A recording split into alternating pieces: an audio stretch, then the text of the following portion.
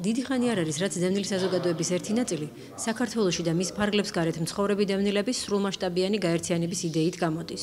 Როგორც საინიციატივო ჯგუფის წარმომადგენლები აცხადებენ, დადგა დრო დევნილმა საზოგადოებამ აიღოს პასუხისმგებლობა ქვეყნის ტერიტორიული პრობლემის მოგვარების პროცესებზე. ამ იდეას ემსახურებოდა შეხვედრა რუსთავში განსახლებულ იძულებით გადაადგილებულ პირებთან. შეხვედრის თემა იყო დევნილი საზოგადოების წარმომადგენელთა არჩევა საქართველოს პარლამენტში. ვინაიდან ახლოვდება საარჩევნო წელიწადი, დადგა საკითხი დევნილთა წარმომადგენლების არჩევაზე საქართველოს პარლამენტში.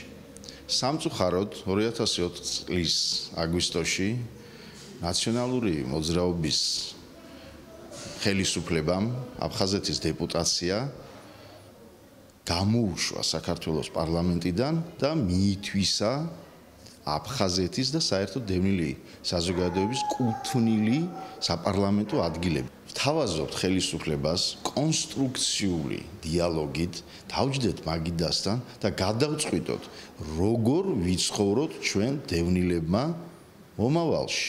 გვეყოლება თუ არა ჩვენი წარმომადგენლების 300,000 კაციან დევნილთა საზოგადოება საქართველოს პარლამენტში. ხმაურიანი შეხვედრა საქმიანი პოლემიკის ფონზე მიმდინარეობდა. მოწვეულ სტუმრებს შორის იყო სამაჩაბლოელ დევნილთა წარმომადგენელი პარტია დევნილების თავმჯდომარე მარინა კაჟაშვილი.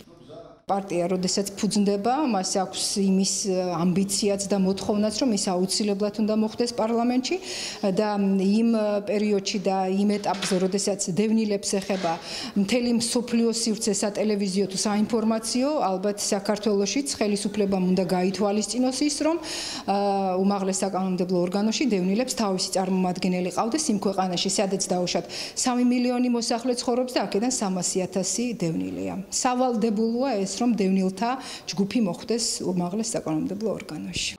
რუსთავის შეხვედრით საფუძველი ჩაეყარა საინფორმაციო შეხვედრებს, რომლებიც საქართველოს სხვადასხვა რეგიონებში პერიოდულად უნდა გაიმართოს.